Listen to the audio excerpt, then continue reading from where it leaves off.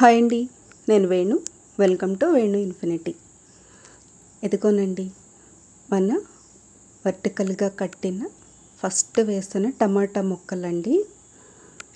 మనకి పైన టెర్రస్ పైన టైర్స్లో వేసాను కదా, వీటి కొమ్మలేనండి. వీటి సక్కర్స్ కట్ చేసి అలా పైన టైర్స్లో నాటాను.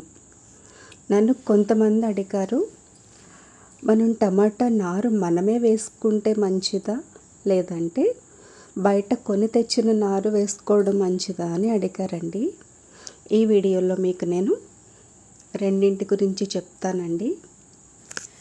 మనం బయట తెచ్చుకున్న నారు అయితే వాళ్ళు ఎలాంటి విత్తనాలు వేస్తారో తెలియదు కదా. కాకపోతే మనం బయట నారు కొని తెచ్చుకోవడం వల్ల మనకి కాపు తొందరగా వచ్చేస్తుందండి. అదే మనం సీడ్స్ వేసుకుంటే మనకి నచ్చిన కాయలు, పల్పు ఎక్కువ ఉన్నది, అలాగే గింజలు తక్కువ ఉన్నవి మనకి నచ్చినవి ఉంటాయి కదండి. ఆ గింజలు మనం నాటుకుంటే దాని నుంచి వచ్చిన మొక్కలైతే మంచిగా మనం ఎలాంటి కాయలు వేసామో అలాంటి కాయలే కాస్తాయండి. కాకపోతే కాపు కొంచెం లేట్ అవుతుంది, ఎందుకంటే సీడ్ మొలిచి అది ఎదిగి కాయలు కాయాలి కదా. దీన్ని బట్టి ఏదైతే మీకు మంచిగా అనిపిస్తుందో ఆ పద్ధతిని మీరు ఎంచుకోండి.